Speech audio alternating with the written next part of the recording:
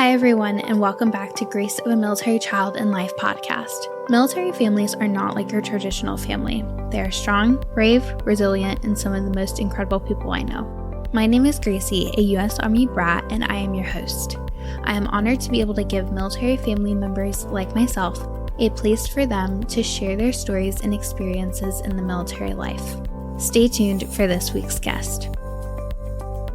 Hi, everyone. Welcome back to a new episode of Grace of a Military Child in Life. Today, I'm here with Christina, who is an Army spouse. So, Christina, welcome to the podcast. How are you?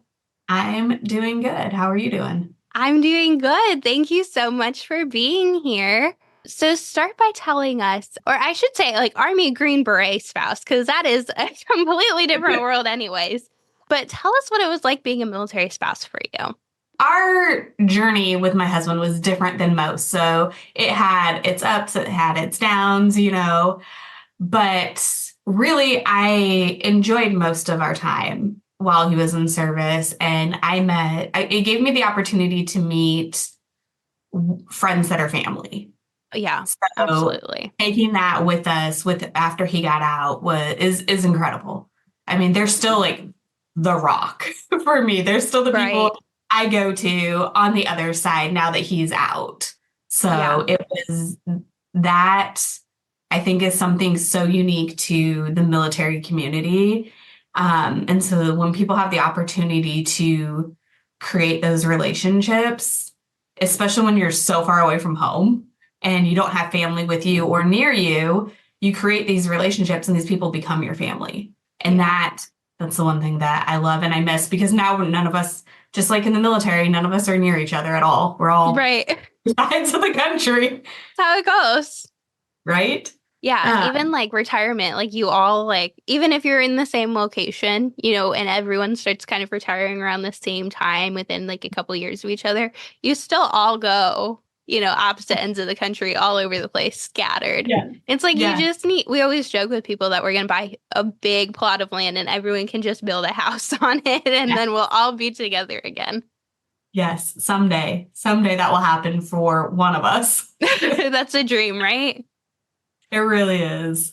Those friends really do become family, and they're the people you lean on when anything happens, whether it's like something major or something as little as like a faucet leaking during a deployment or whatever. They're your people. And they really are. And it's like you don't realize how much you rely on each other until you're on this other side of it. And it's like, oh, it's different. It's, with retirement, it is different.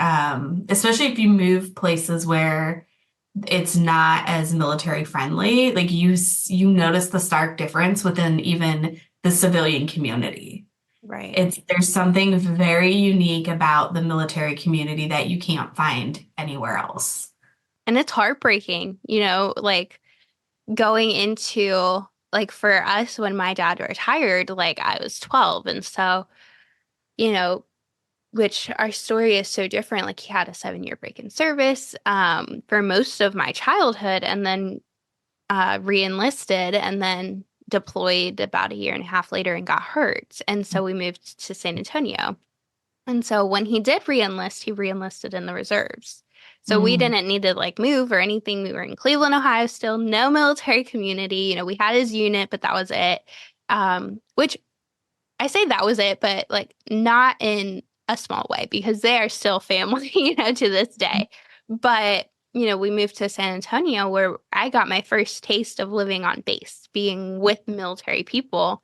And then he retires and we moved to Florida where we're 2 hours away from a base. Nobody understands the lifestyle. And it's like so isolating of being here and having people who don't understand it. But, like you said, your family's still all over this country, which blows my mind.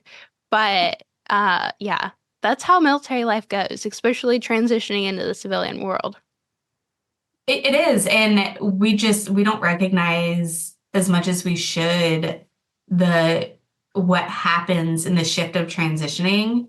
So I think that the reserves and the National Guard families might feel it, like they understand it a little bit more. Right. Because it probably the similarities are there. But when you go Yes. from active duty in a military town, there's just a different feel. Right. It's the feel going into a military town is very different than cities and towns that are not. Yeah. Because there's just such a deep sense of just like love for the country Well, and in these even just towns. driving in there, like Tampa is a big military community and Yep. that's 2 hours away. And so just driving into Tampa, you can already feel the difference. Like you don't even have to step on McDill to Yeah. feel the difference. Like Yeah. you already know. Exactly. And that's how it is when I go back to Tennessee. So going back to Clarksville, it's like night and day difference, the feel Right. of being in Madison versus being in Clarksville, Tennessee. Night and day difference. Right. It's amazing that it can be that way, that the feel is so different. And I don't know if for me it's like coming home because we Well, spent 7 yeah. years there. So part of Right. it's like I really know the city. I really know Clarksville very well. I Yeah. still have so many people there that I can go back to and visit and see. And so like there is that, but even without that, there is a difference in the way that they feel. Right. So it's interesting. Because I remember when my husband was going through the process of getting out, I was so excited to leave. It's like, get Like, me let's out. start this new life. Yeah, let's go start this new life. Like, I want to do all these things. Like, I'm really excited. And part of it was probably because I was exhausted. I was tired. I mean, we Sure. had a span of years that went from, he graduated the Q course to he was injured in the Halo accident. So he broke his legs, Hmm. leg and his foot. That was a year-long recovery. But for the first 3 months of that, I couldn't leave our apartment. Right.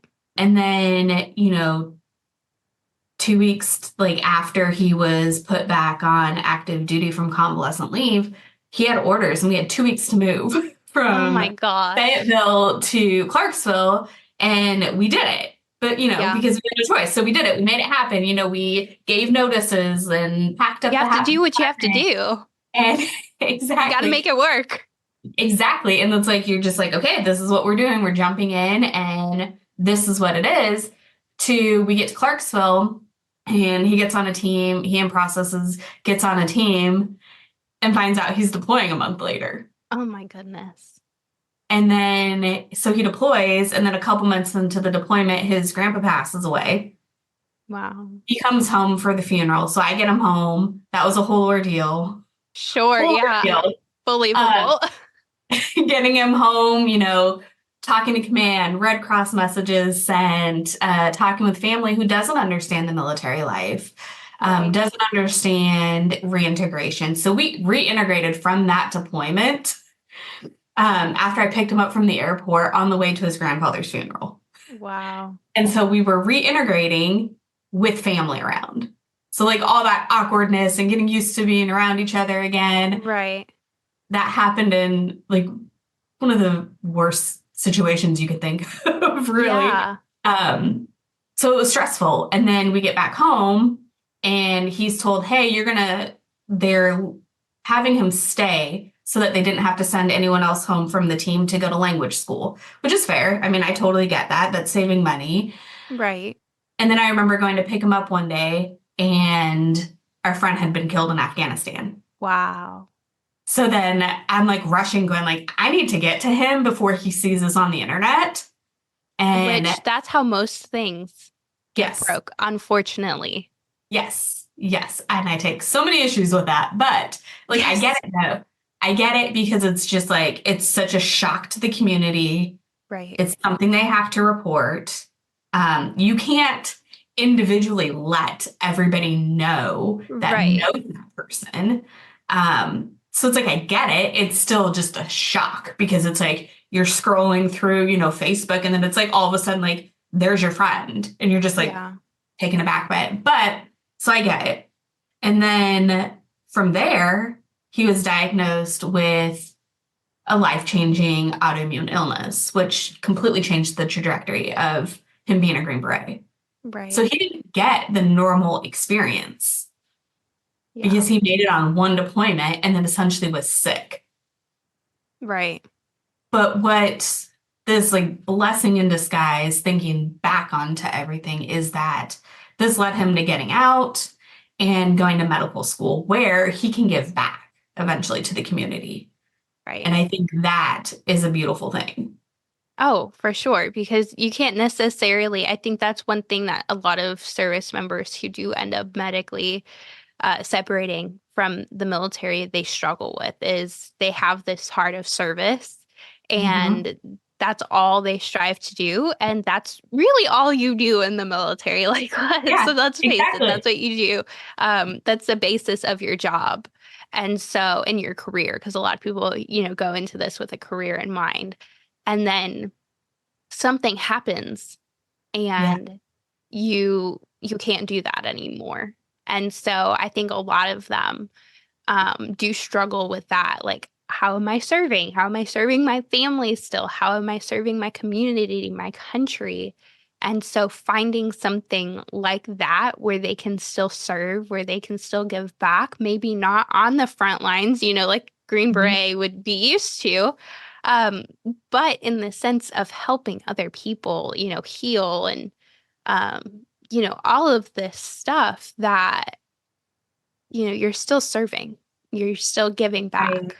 Right. And I think like that's the thing is so many, you lose your purpose. Right. And that leads so many service members, whether you're male or female, like when you lose that sense of purpose in life, that takes you down a very dark road. Yeah. But even through all of that, it wasn't until when he was sick in Clarksville that I, as the military spouse, had connection with people. So that's where it's like the rock, like of my people really started to form was when we were in Clarksville. And we Right. had friends when we were in Fayetteville, but he was injured as everybody was graduating the Q course and dispersing to groups. So it's Right. like everyone was leaving. And so there was no way that people could stay behind and help because they had to go to get to their teams and, start their careers as Green Berets. Right. So it wasn't like it was like it's not that they were just like, oh, they're it wasn't intentional, but it was what they had to do next. Right. And that's no fault of anybody's. That's just Exactly. It's just life. how it goes. That's just how it goes. And so it was hard because no one checked on me. Yeah. But that is also what led me to going back to school and creating a business to continue to help the military community and focus on military spouses because what I learned about myself is applicable to every military spouse and every military child realistically because it's like the children are still bearing the burden of this lifestyle. Right. We just don't recognize it enough. We don't recognize or talk about what anxiety and depression looks like in children because it's vastly different than it is adults. Yeah. You can't necessarily, there's not those signs. Well, there are signs, but they're different in a They're child different. than there They're are in an very different. And adult. even very different in, a 3-year-old versus an 8-year-old versus a 12 or 13-year-old. It's Right. very different because of the cognitive development. And so we don't talk about those things enough in the way that like, our journeys, our stories affect really everyone around us. Yes. And and I know that like, these things like, so our story is while the specifics are unique to my husband and I, all these stackers of like major and minor stressors, everybody goes through it. Yeah. And we don't talk about it enough in the way that it affects the family and the spouse. I Because agree. what happens to the service member, the spouse has to be the rock. The spouse is the one that's going like, hey, I was already doing all these things. I was already, the house manager, the project manager of the house is what I like to call it. Yes. Now you have to do these other things. Right. You have to take on these other stressors, and it builds to where we start seeing all these symptoms and these signs that women are feeling and changes in the bodies, systems, so your hormones, your mental health, your, what you can do physically. Like there's probably a lot more depression in military spouses than we recognize because it's so normal, we don't realize that it's abnormal. Right. And so in creating Intentionally Healed, it's this space to help bridge the gaps in care because a few years ago, the average time it was taking for a military spouse to be diagnosed with even hypothyroidism was almost 10 years. That's not Wow. okay. That's not No. okay. 10 And years? so, That should be done in like 10 months or less, Like, right. And it's because of the way that the systems are built. You have right. we're moving all the time. Providers are moving in and out all the time. Everyone wants to start all over again. And then the way that the healthcare system is set up, it's really not set up in a way to help the military spouse community because often you're getting symptoms before they'll show up bad enough on a lab report. Right. And so you're stuck in this knowing something's not right for 10 years Well, and you before. have this gut feeling, no matter Right. what the situation is, of something's not right. Like, I go to my doctor all the time with like a laundry list of things. And I'm like, I'm so sorry. Like, I feel like a hypochondriac. Like, you're probably thinking I'm a hypochondriac, but she's like, no, you know yourself better than anyone else. And you know when something's off, when something's wrong. And all I'm here to do is help you look into that and help you figure out what's wrong and get to that problem. Exactly. And that's the thing is that like most people aren't taking those steps. So it's like when I'm working with people through my business, every time we meet, it's an hour and a half Yeah. because 20 minutes is not long enough to get a history. 20 minutes is not long enough to, reassure somebody that there are things that we can do. But I also, when I'm looking at things, I'm looking at what's optimal, what's healthy, not just what's within this range of a very sick population. Right. And so it's also looking at every individual as an individual and a whole person. And so we're Yes. taking what is going on, like, so all your symptoms across all systems. So, taking everything at it and going, like, what's really going on? Like, what is the big picture in this? And then how can we poke holes in the dysfunction to create these healing opportunities? And that's something that I just don't see enough of across the board in people just helping this community heal. And that's what we really need. Like, we need this community to heal because right now we're not doing so good. Yeah. And you would think, like, outsider looking in, you're like, oh, military families, military spouses, military kids, they have this perfect life. Like, it's all laid out for them. They get to move around. Like, you look at all of these positives. And I think that's what a big misconception is from Mhm. civilian population versus military population. And I'm like, like, I feel like everyone should have these experiences to better understand the military community, but there's really no experience other than living it yourself Yes. to be able to understand it. If you don't, I mean, maybe a career where you're constantly moving, but then like you add so many things on top of it. Like you mentioned, not only are you moving, but most of your providers, going to a military hospital and MTF, like they're going to be PCSing too. Like Yes. they're not stuck there. They're not, they don't get orders there for the rest of their career. They move too. And Mhm. so a lot of people don't realize that not only are you moving, but your doctors are moving, your nurses are moving, your medical team is moving along with you. And not along with you in the sense that they're following you around to your bases. You do not Although have that would one be team to nice. yourself. If you had It a good would be provider, nice. that would be so nice. But you're having to re-explain everything. Like you have your medical notes, but doctors don't necessarily just pull up your medical notes and take all of that. They want to know for themselves. Which I respect, I understand, I get that point. You have to go through everything again. But, we don't have the time for that because we're going to be moving in 2 months. Like we are going to have to do this all over again. So I think there's so many little misconceptions with the Yeah. lifestyle, with that, being one of them. And you just, it's the way it is. This is the lifestyle that we live. Absolutely. And the thing is like we can't discount the positives that come from it, Right. but Because we there have are a to lot. realize like there are a lot. Like, I mean, the ability to travel, that there are opportunities that come from this lifestyle that you can't get anywhere else. And those Right. things are great. They also come at a cost, and recognizing the cost that is associated with that is really important. Yeah. And so it's just like knowing that like there are these positive things, but also here are these things that are negatively contributing to a person.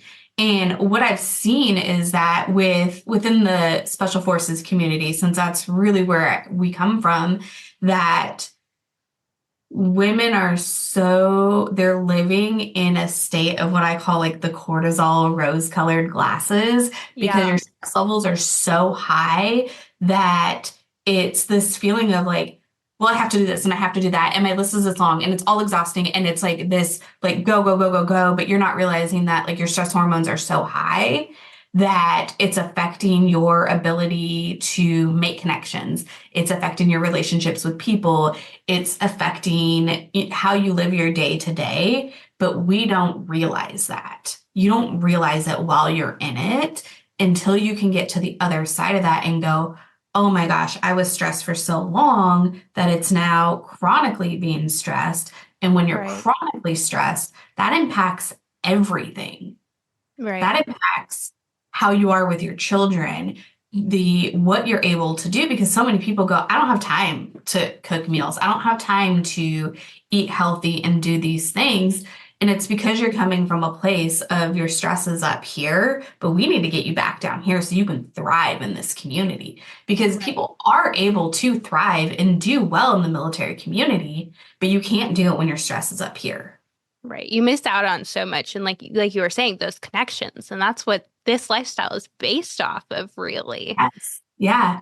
We can't make it without these connections, but if you can't connect with people, and you're not going to connect with everyone, there's Right. just a way, there's too many Exactly. personalities at play. And that doesn't mean that like one person's better than the other. It's just that connections are funny in the way that like we're all humans, we're all going through this shared experience, but your past experiences impact your perception in the present, Right. which means that the way that you deal with things is different Right. from person to person. And so that impacts who you're able to connect with.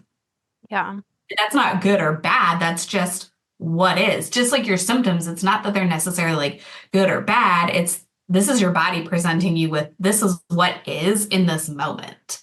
Right. Address it. I'm talking to you. I'm telling you. I'm I'm trying trying to to convey a communicate with message. you, but you're not listening to the message that the body's sending. And it's like I also get that because it's like, how do you decipher things that are just like, hey, I'm tired and I'm getting a lot of headaches? That could mean so many different things.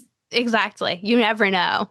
It could be depression, it could be that it's a food sensitivity, it could be all these different things, which is why testing for these things matters. So like the functional testing comes in and it helps um, get a clearer picture of what's going on, but so many people don't do functional testing Right. to help spouses in this way and to really get to a point where it's like, hey, we got to heal all these gaps or what I call healing opportunities in what really is just metabolic chaos.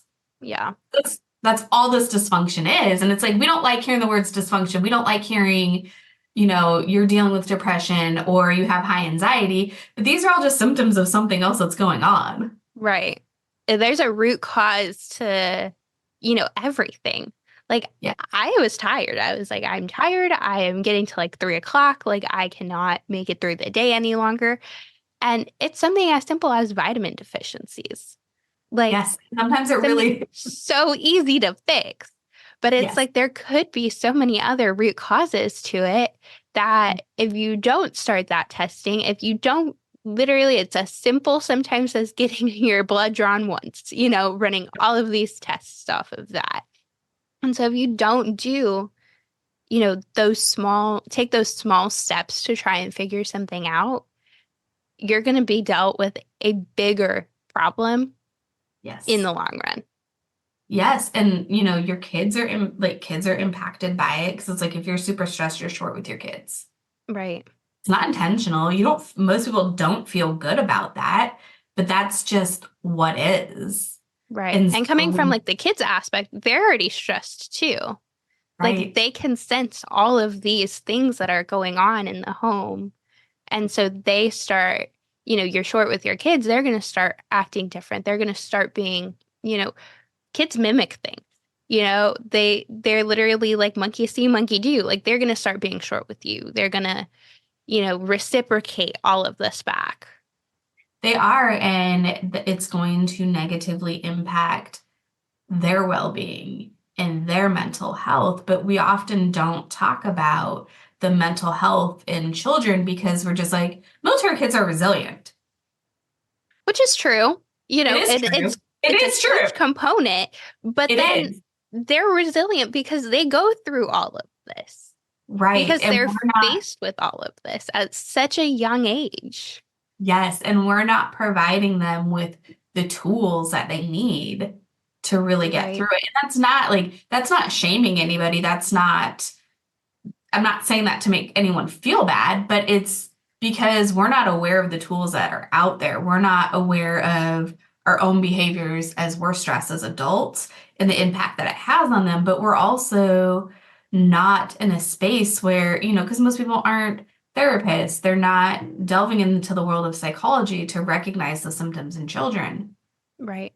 So it's like, you could be a spouse to a service member that's deploying all the time and you have a 3-year-old that's depressed or has high anxiety and you don't realize it. Which you don't even Because you think don't, that that's possible in a 3-year-old, but it totally but it is. is.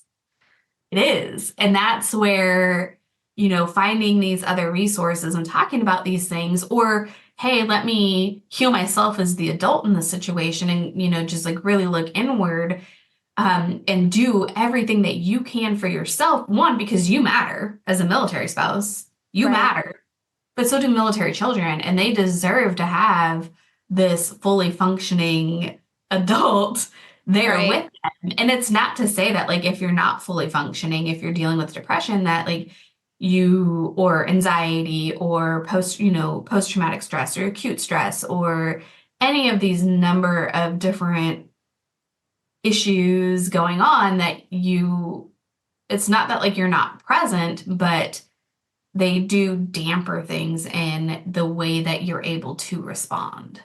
Yeah. Which I think that's also a reason why having your support system is so important, because Yeah. as a spouse, you know, and I'm speaking on the outsider's perspective of this, but you're going to rely on your community around you. You're going to rely on those other spouses that understand. You're going to rely on those people who are living a similar situation right there with you. And the kids, they're going to rely on you, you know, because you are their main support system as a parent. Mom, dad deployed here, whatever the situation may be. Like you are their main support system. They have their friends at school and all of that who they, as they age, are going to begin to rely on more and more. But the parents, the people who are living in the household, like older siblings as well, you are the number one support system to these children. So it's like almost that sense of you have to take care of yourself to be able to take care of other people, which is, how it is, Yeah. to begin You can't with. fill from It's an empty cup. exactly. I was just going to say like the little bucket that we were, Yes. Yes. I remember being in school and having the fill your bucket book or whatever it was called. And you have to have your bucket so full that it's overflowing, but it's so easy to give from an empty bucket in this lifestyle Hmm. that you don't necessarily even realize that your bucket is empty and you're still like emptying it out consistently to all of these people, all of these areas of your life that need it, but you're like, okay, I have to do something for me. I'm like, I have to go like, pick up a book, or my main thing this year was to find a hobby. And I'm like, because I did. I make earrings now. Okay. I love that. Yes. So like you have to recognize that you need to do something for yourself. like finding a hobby, finding something. And then once you find that and once you realize that, you're able to start filling your bucket. So then you can fill everyone else's bucket. You have to pour from an empty cup. Or So a I full love that cup, sorry. Opposite way around. Okay. Okay. You knew what I was I saying. love that you brought the bucket up because last summer I hosted a workshop. So I host workshops as well for the military spouse community for their mentorship programs. Hmm. So last summer I did one and I literally brought these little tiny buckets and we had ping pong balls. Oh, And I love that. every spouse got a little bucket and a bunch of ping pong balls. And we basically went through the list of what are your normal civilian stressors. And for every stressor, so some stressors can be rated higher and some are lower, but they're still a stressor. So in this Right. scenario, I just had everyone, if you've had this stressor in the last year, put it in the bucket. So we rated them all equally, but they're not in reality all equal. Right. Before we even finished with our civilian stressors, buckets were full and spouses were going, I'm out of ping pong balls. But that's not adding in what is unique to the military. That's not Right. adding in PCSing, deployments, reintegration, Murphy's Law, your husband's deployed, your kids are sick, it's all on you, but you're getting sick, but it doesn't Yeah. matter You got to go with it. because you've got to take care of all these things.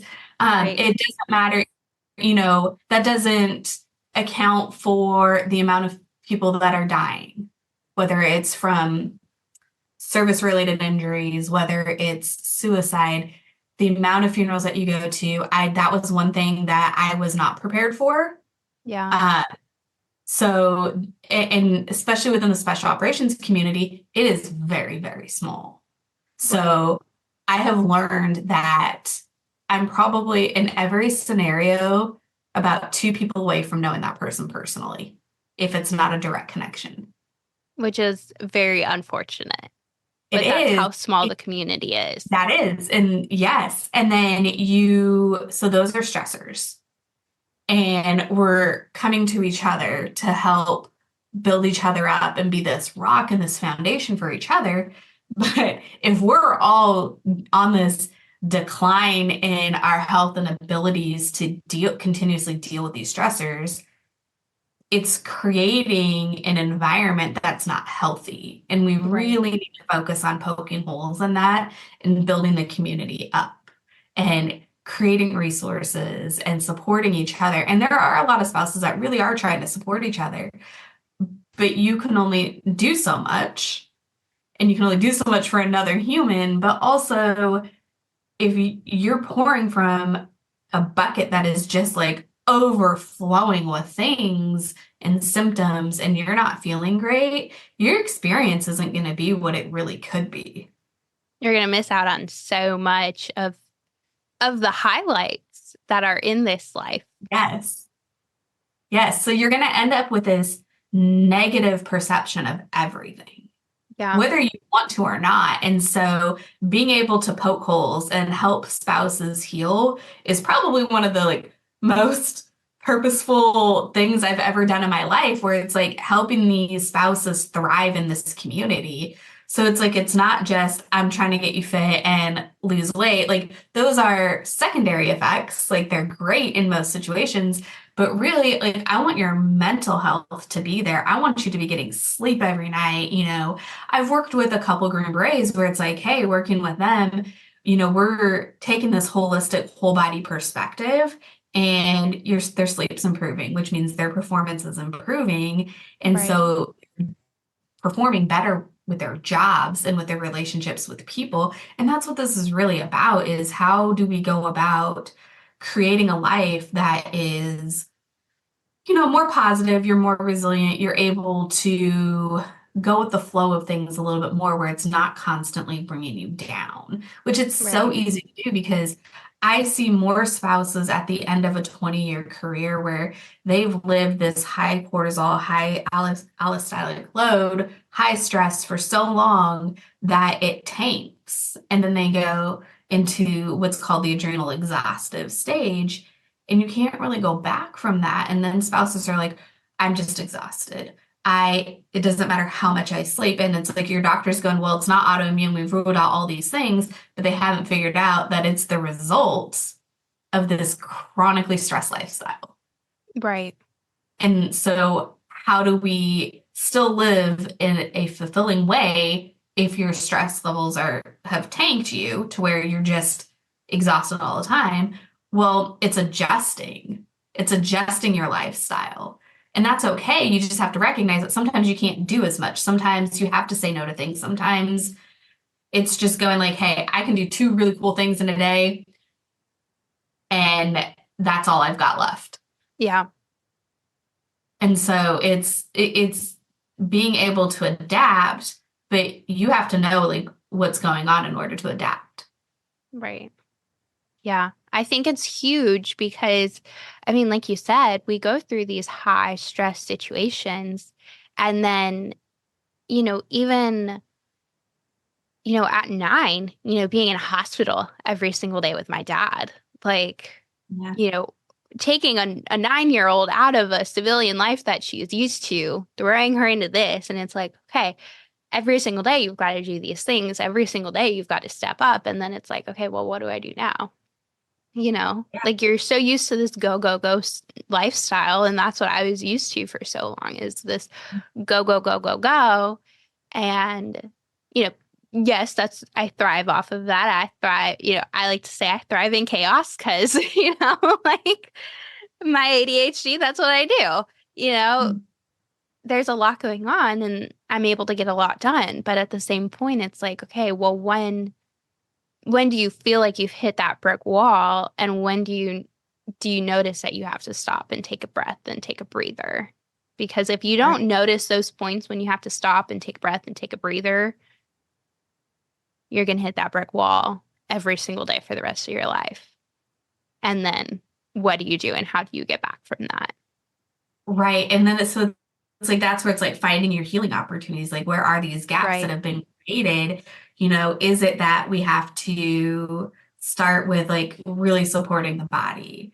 Is it we've got to fix your digestion? Like, because chronically stressed people, your digestion is so messed up from your stomach down. And it's just like, and everything. To talk with different bacterias and things like that, where it's like H. pylori we know is an issue. H. pylori we know causes ulcers, stomach ulcers, and can lead to cancer.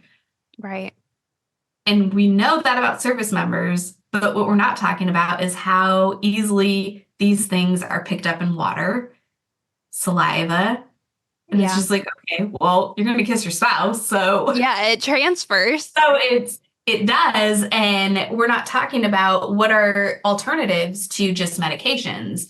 We're not talking about what are the alternative things that we can do to help spouses heal these opportunities that are there, that are being presented.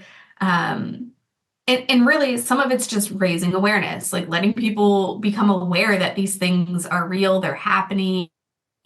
These are the consequences of living in a very stressful lifestyle. You can't do anything about that. You can't go to the military, no matter what branch it is, and go, hey, make this less stressful for me.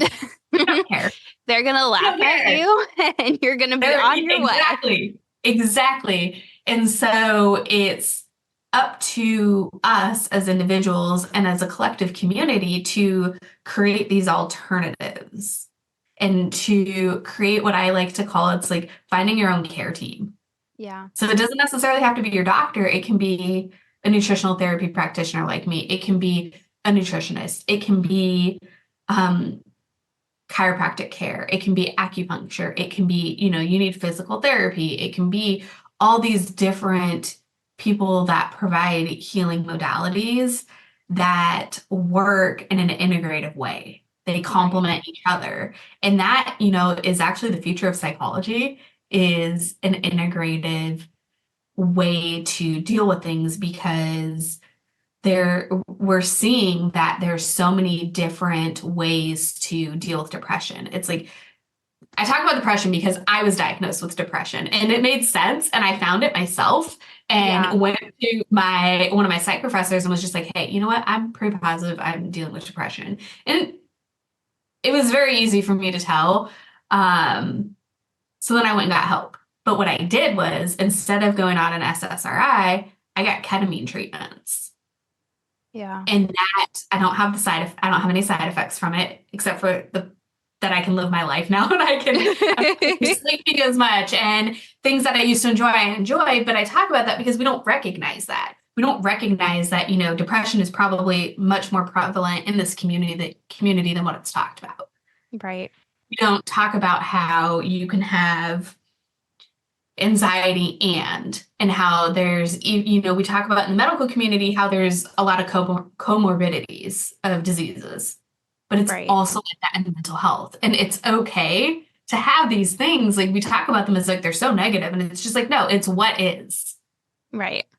It's just what is. Like we're in the middle of people trying to change verbiage that we use of different diagnoses, and it's just like it's just what it is. Like we don't have to change the names for things, but we do just need to come to accept like these are within the field of psychology, which I'm just a student. I'm not a psychologist. I need to be clear about that. But the DSM for a diagnosis is really just you're taking a cluster of symptoms and you're giving this cluster a name.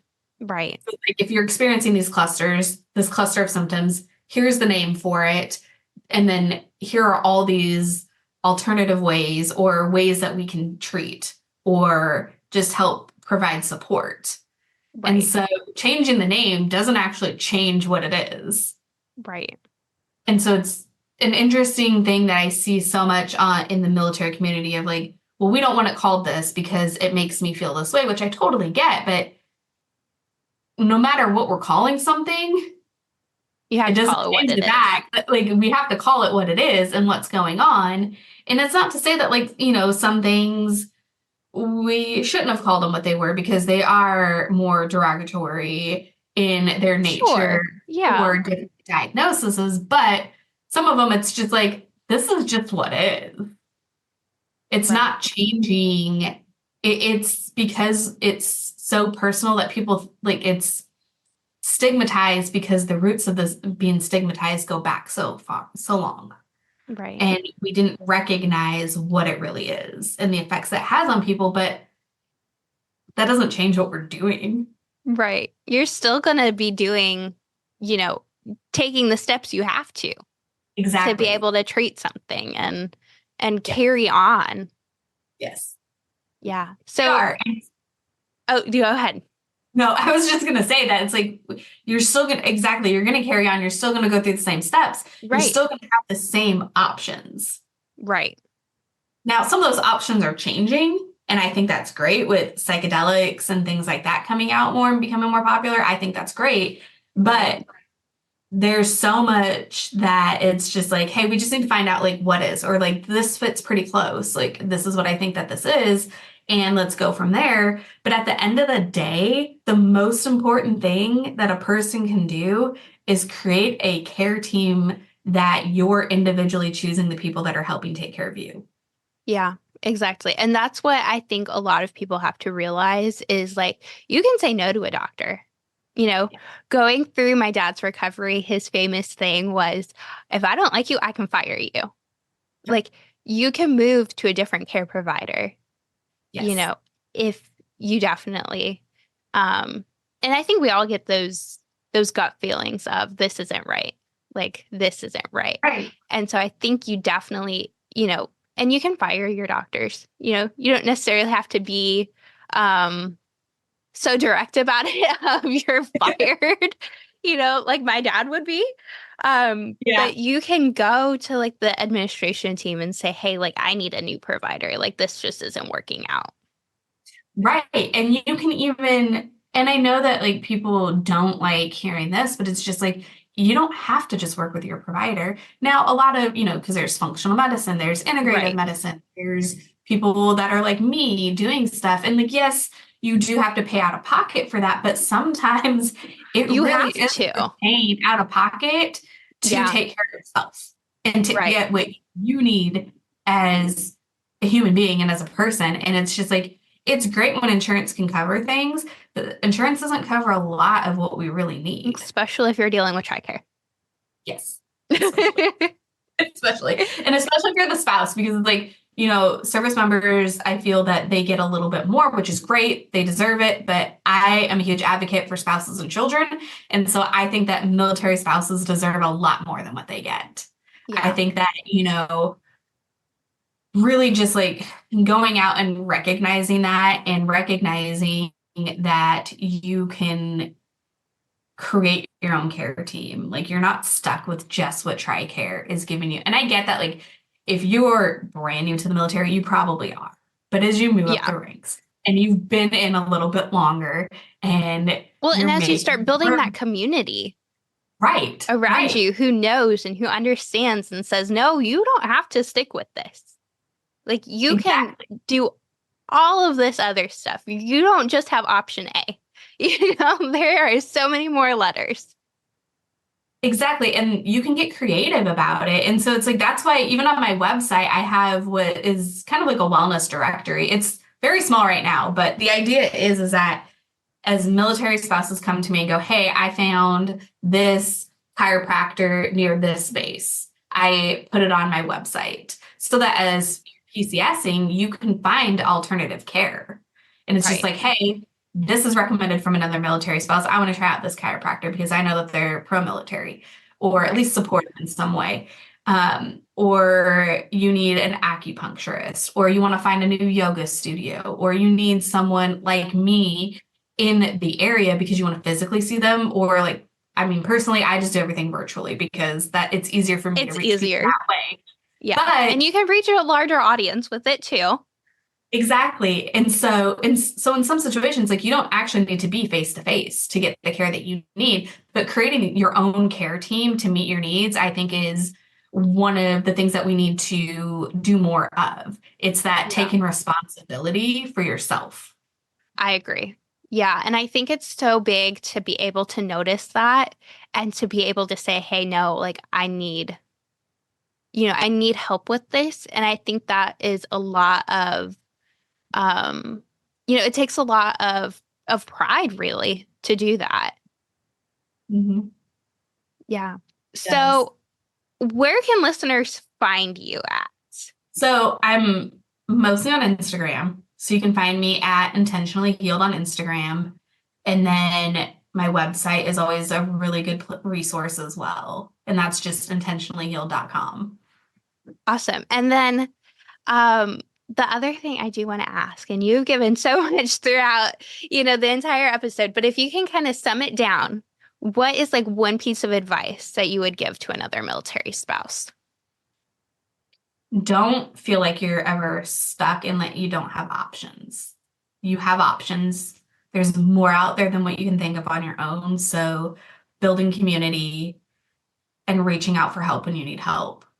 Just don't get stuck in that I don't have time for this, because as a military spouse, you are so important to this community, and you deserve to feel good and to be able to thrive amongst the chaos.